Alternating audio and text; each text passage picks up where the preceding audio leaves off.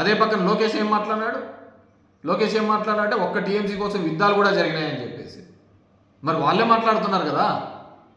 మీరు కేవలం పార్టీలలో మంచిగా కనపడాలని కాదు, ఈ ప్రాంతంలో ఖచ్చితంగా అన్యాయం జరుగుతుందనేదే నేను చెప్తున్నాను.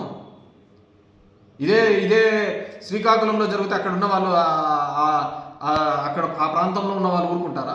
విజయనగరంలో జరుగుతుంటే ఊరుకుంటారా? లేకుంటే గోదావరి జిల్లాలో జరుగుతుంటే ఆ ప్రాంతానికి అందరూ కలిసి మాట్లాడతారా లేదా? మనకేమేంటి? నేను అనేది కరెక్టే. కేవలం సీమ పౌరుషం అని చెప్పి ఉప్పు కారంలో చూపిస్తాను. ఫైల్స్ నాకు వచ్చినాయి, వాళ్ళకి వచ్చినాయి, ఎవడోడికి వచ్చినాయి, వానికి బాధ. నేను ఎందుకన్నాను? దానికి కనపడుతుంది తప్ప పౌరుషము. ఇంకా మిగతా దానికి ఏది కనపడుతుంది? నాకు జరిగే నష్టం కాదు, భవిష్యత్తు తరాల వాళ్ళకి జరిగే నష్టం ఇది. ఈ ప్రాంతంలోంచి మాట్లాడుకోకపోతే అదే ఇబ్బంది. నువ్వు కాకుండా మీ అన్నగానే ఉండినా కానీ యాక్టివ్గా పాలిటిక్స్లో ఉన్న ఖచ్చితంగా దీని గురించి నోరెత్తి మాట్లాడేవాడు. నీకు లేదు, నీకు ఎంతున్నా కానీ అంత ఇంతకుముందు కూడా చూసినాం కదా. ఇదే మాటలు విజయమ్మ గారిని నోటుకు వచ్చినట్టు తిప్పినావు. మళ్ళీ విజయమ్మ గారి దగ్గర పోయినావు. ఇప్పుడు నాకు ఆ కుటుంబంతో ఏమీ ఇబ్బంది లేదు అంటున్నావు. అందరి బతుకులు అందరికీ తెలిసినదే.